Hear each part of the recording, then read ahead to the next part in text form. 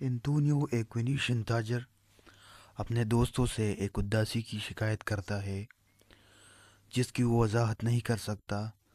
اس کے دوست بسانیو کو بلمونٹ شہر میں رہنے والی ایک دولت مند وارث پورشیا سے شادی کے لیے پیسوں کی اشد ضرورت ہے۔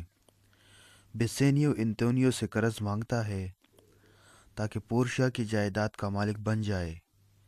انتونیو اس بات سے اتفاق کرتا ہے، لیکن وہ خود قرض دینے سے قاصر ہے کیونکہ اس کا اپنا پیسہ بہت سے تجارتی جہازوں میں لگایا گیا ہے جو ابھی تک سمندر میں ہے۔ انتونیو تجویز کرتا ہے کہ بسانیو شہر کے ایک بڑے امیر شخص سے قرض حاصل کرے اور قرض کے ضامن کے طور پر انتونیو کا نام لے۔ بیلمونٹ میں پورشیا اپنی والد کی وصیت کی شرائط پر دکھ کا اظہار کرتی ہے، جس میں کہا گیا ہے کہ اسے اس شخص سے شادی کرے گی جو کسی 3 تابوتوں میں سے کسی صحیح کا انتخاب کرے گا۔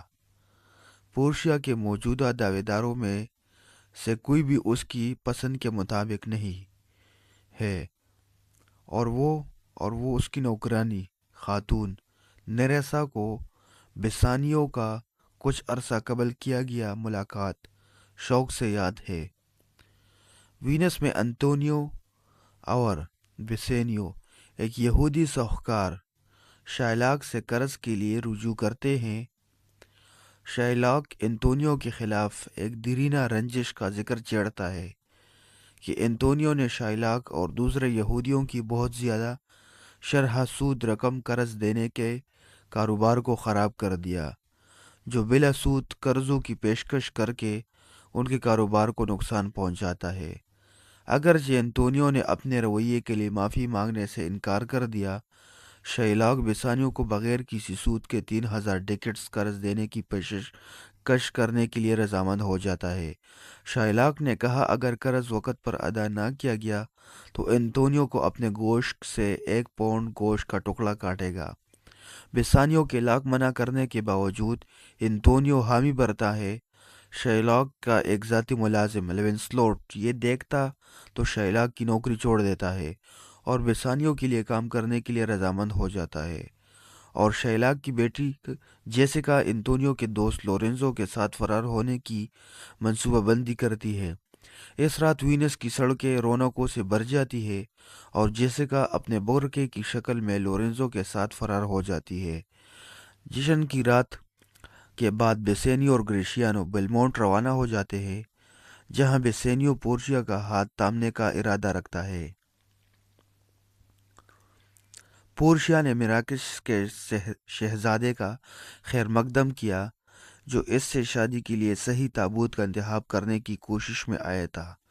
شہزادہ تینوں تابوتوں پر لکھی تحریروں کو مطالعہ کرتا ہے اور سونے کا انتخاب کرتا ہے، جو کہ غلط انتخاب ثابت ہوتا ہے۔ وینس میں شائلاک یہ جان کر غصے میں ہوتا ہے کہ اس کی بیٹی بھاگ گئی ہے، لیکن اس حقیقت سے خوش ہے کہ انتونیو کے جہازوں کے تباہ ہونا ایک افواہ ہے اور وہ جلد ہی اپنا قرض کا ادا کرنے کا قابل ہو جائے گا۔ بیلمونٹ میں اراگون کا شہزادہ بھی پورشیا کا دورہ کرتا ہے۔ وہ بھی تابوت کا بغور مطالعہ کرتا ہے، لیکن وہ چاندی کی ایک کو چنتا ہے، جو یہ بھی غلط ہے۔ بسانیو پورشیا کی جائیداد پر پہنچ گیا اور انہوں نے ایک دوسرے کے لیے محبت کا اعلان کیا۔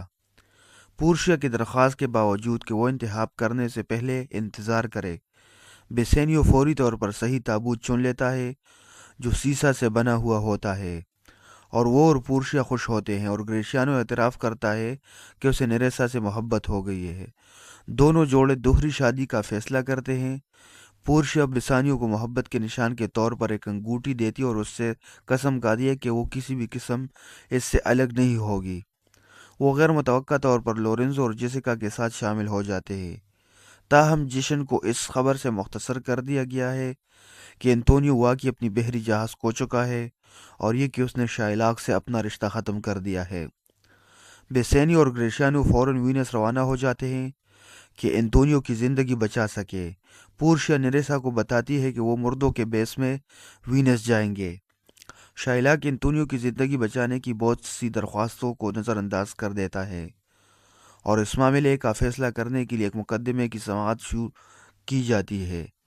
ڈیوک آف وینس، جو اس مقدمے کی صدارت کر رہا ہے، اعلان کرتا ہے کہ اس نے ایک قانونی ماہر کو بلایا ہے۔ پورشیا قانونی کے ماہر کا روپ دارے ظاہر ہوتی ہے اور شائلاک سے رحم کرنے کو کہتا ہے، لیکن وہ بے لچک رہتا ہے اور اصرار کرتا ہے کہ گوشت کا پونڈ بجا طور پر اس کا ہے۔ بیسینیو شائلاک کو دگنا رقم کی پیشکش کرتا ہے، لیکن شائلاک بانڈ جمع کرنے پر اصرار کرتا ہے، جیسے کہ یہ لکھا گیا تھا۔ پورشیا خود معاہدے کی دستاویز پڑھتی ہے اور یہ نتیجہ اخذ کرتی ہے کہ شائلاک حقیقت میں انتونیو کے گوشت کا حقدار ہے۔ شائلاک خوش ہوتا ہے اور اس کی حکمت کی داد دیتا ہے، جیسے وہ اپنا قرض وصول کرنے کے دہانے پر ہے، لیکن پورشیا نے اسے یاد دلایا کہ اسے انتونیو کو خون بہائے بغیر اپنے گوشت دینا ہے، کیونکہ معاہدے میں کسی بھی قسم خون یا خون کی گرانے کی بات نہیں ہے۔ اس منطق میں پنس کر شائلاک عجلت میں اس کے بجائے بیسینیو کے پیسے لینے پر راضی ہو جاتا ہے، لیکن پورشیا اصرار کرتی ہے کہ شائلاک اپنے بانڈ کو تحریری طور پر لے یا کچھ بھی نہیں۔ پورشیا نے شائلاک کو مطلع کیا کہ وہ ایک وینیشین شہری کی زندگی کے خلاف سازشیں کرنے کا قصوروار ہے، جس کا مطلب ہے کہ اسے اپنی جائیداد کا آدھا حصہ ریاست اور باقی آدھا حصہ انتونیو کو دینا پڑے گا۔ ڈیوک شائلاک کی جان بچاتا ہے اور شائلاک کی جائیداد کے بجائے جرمانہ لے لیتا ہے۔ انتونیو نے بھی اپنی آدھی دولت شائلاک کو دو شرائط پر چھوڑ دی۔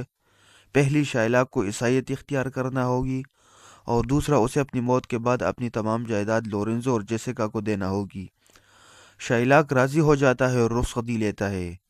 بیسینیو، جو پورشیا کو بیس میں نہیں پہچانتا، نوجوان قانون کلرک کا شکریہ ادا کرتا ہے اور ان دونوں خواتین کو انگوٹھیاں ملتی ہے، اور یہ دونوں خواتین بیلمونٹ واپس چلی جاتی ہیں، جہاں وہ لورنزو اور جیسیکا کو چاند کی روشنی میں ایک دوسرے سے اپنی محبت کا اعلان کرتے ہوئے پاتے ہیں۔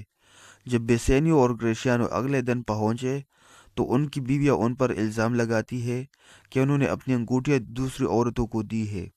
اس سے پہلے کہ دھوکہ بہت آگے بڑھ جائے، تاہم پورشیا نے انکشاف کیا کہ وہ در حقیقت قانون کی کلرک تھی، اور وہ اور نیرسا دونوں اپنے شہر کے ساتھ صلح کر لیتے ہیں۔ لورنزو اور جیسیکا شائلاک سے اپنی وراثت کے بارے میں جان کر خوش ہوتے، اور ایک خوش کن خبر پہنچی کہ انتونیو کے جہازوں نے در حقیقت اسے بحفاظت واپس پہنچ گئے۔